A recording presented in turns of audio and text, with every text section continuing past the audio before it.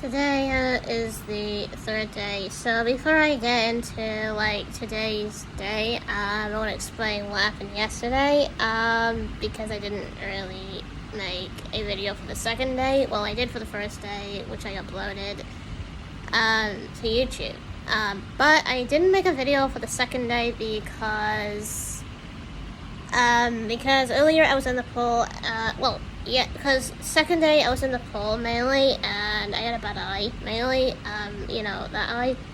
So what happened was I went swimming, and,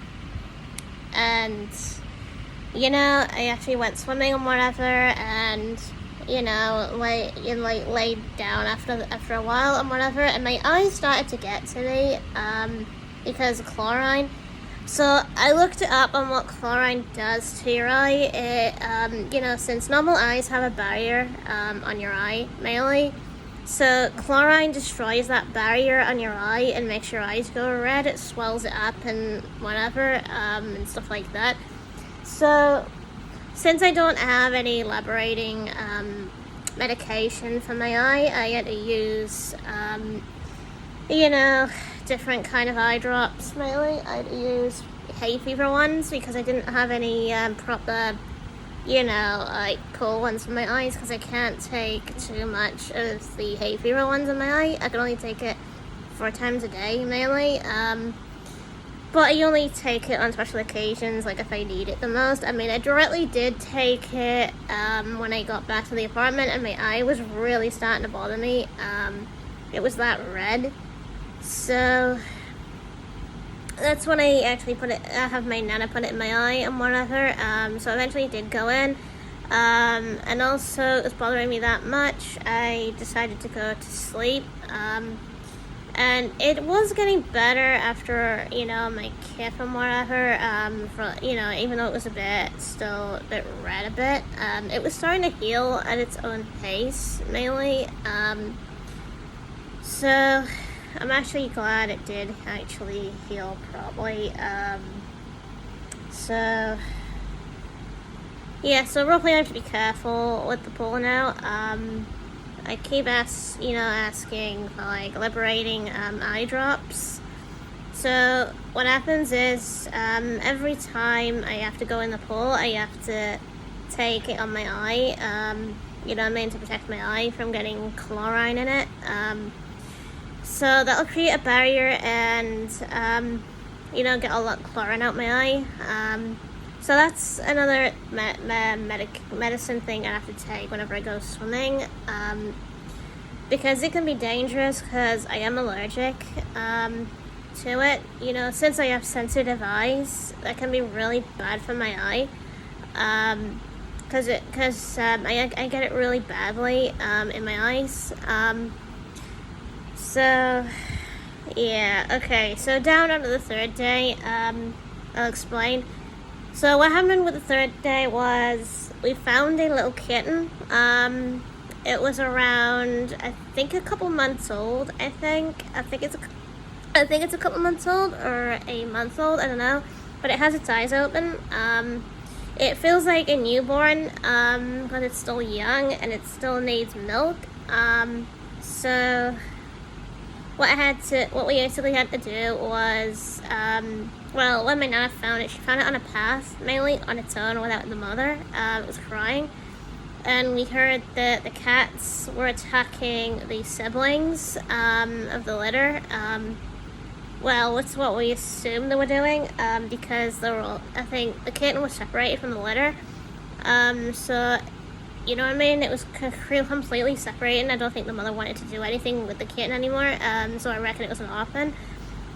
So things that went on was, we actually did give it some milk with a syringe, because it didn't want to sip out of the water, on the bowl. It didn't want to sip out of the bowl, mainly because it couldn't drink out of it yet.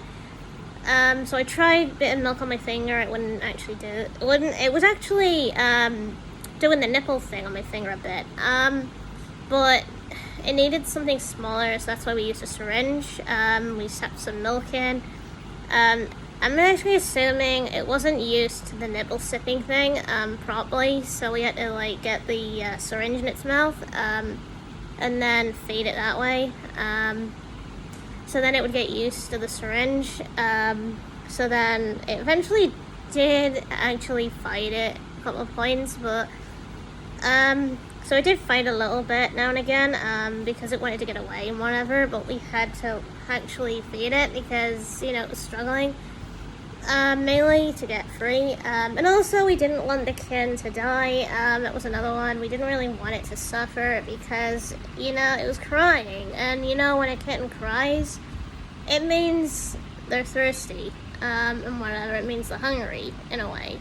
So they need something to drink and whatever, so that's why we intend to feed it, mainly. So we did just that. We gave it plenty and whatever. We gave it a cleaner. Cleaner looks like she's looking after it now, which we're glad because, you know, the kitten's not old enough to be wandering around by itself yet, because it's not old enough for that. So eventually I think, you know, if they can find the parent or not, so if they find the parent might be able to look after it. If not, they'll find another cat with tits. So that cat can look after it. And if all the cats don't look after it, then the best solution for the cleaner is just to feed it, mainly with a syringe. That's the only thing you can do, because it looks like it has its first milk. It's already had its first milk. So I'm basically assuming that, you know, it's survived so far. It's doing a good job so far. So I'm actually just hoping that this kitten does actually grow up and whatever, survive and then thrive and, you know, and roam around like other cats do. So yeah, so basically that's the whole explanation of what's been going down and whatever with the kitten and such. So apparently we have got like a tool for the cats, well the older kittens mainly, because we've been getting around four kittens, I think. One's a bit bigger than the others, I think. Yeah, the 3 cats mainly that we get mostly more often is the white one, the grey one, and the tortoise shell one. So the grey one's actually a bit more affectionate. It laid on my nana earlier this morning. Laid on her lap, which is pretty funny. I never saw that. But it is comfortable because it allows everyone to stroke it. It allowed me to pick it up the other day as well, and such. So it's actually definitely affectionate, the grey one. It doesn't mind the presence of us around it and whatever. So it's very friendly. But, you know, we kept getting mixed up with the name, you know, like the genders and stuff like that with the younger kittens. Mainly, it's tricky because, you know, I always assumed when looking down below, you know, I actually thought it was a girl, and then, you know, my aunt said it's a boy, and I'm confused, and I'm like, okay, how is it a boy? I don't see a dick on it. My God. I always assumed it was maybe too young to tell, maybe it's too young to tell if it's a girl or a boy. I can't really tell. But the funny thing is, I can tell with dogs straight away, mainly with dogs. Cats, I think it's a bit tricky. I think it's very, very tricky. Unless you have to look at the back, maybe the back of the cat's backside or something like that, maybe. Maybe that's how you tell.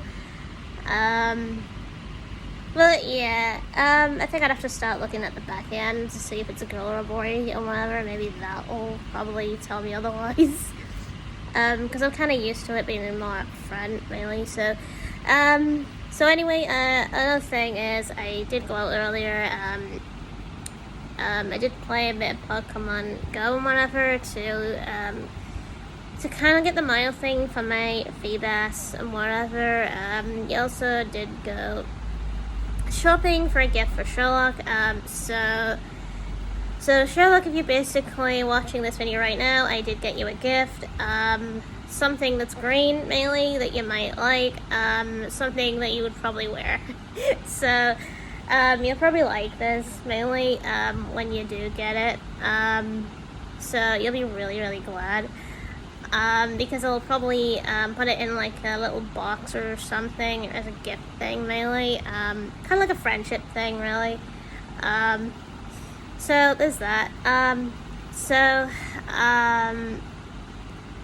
So apparently there's not really, oh yeah, there's another thing I actually got. I got like a laser thing for the cats, mainly, so like, you know, for the young ones, so like, so then they can like learn to hunt properly with the laser thing, mainly. So that's usually a target thing with cats and whatever. So there's that.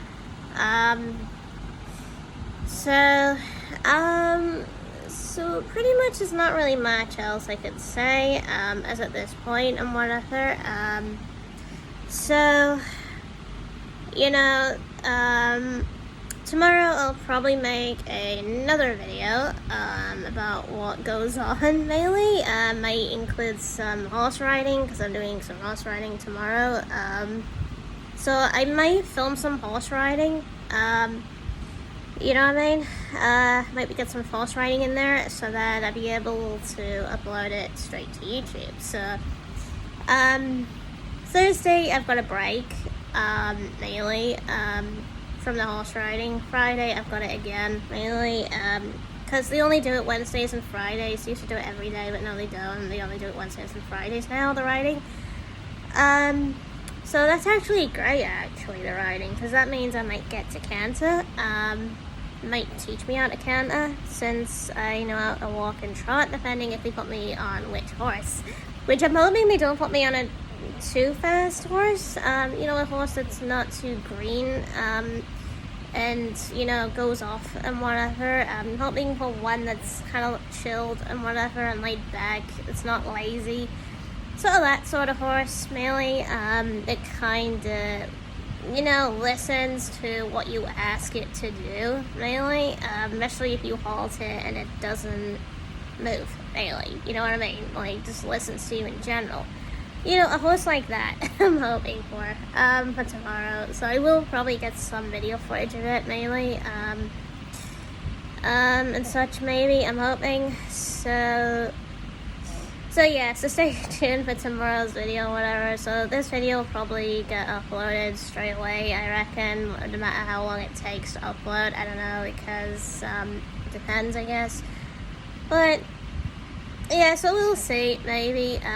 Maybe I might upload some kitten videos on the same day today, mainly.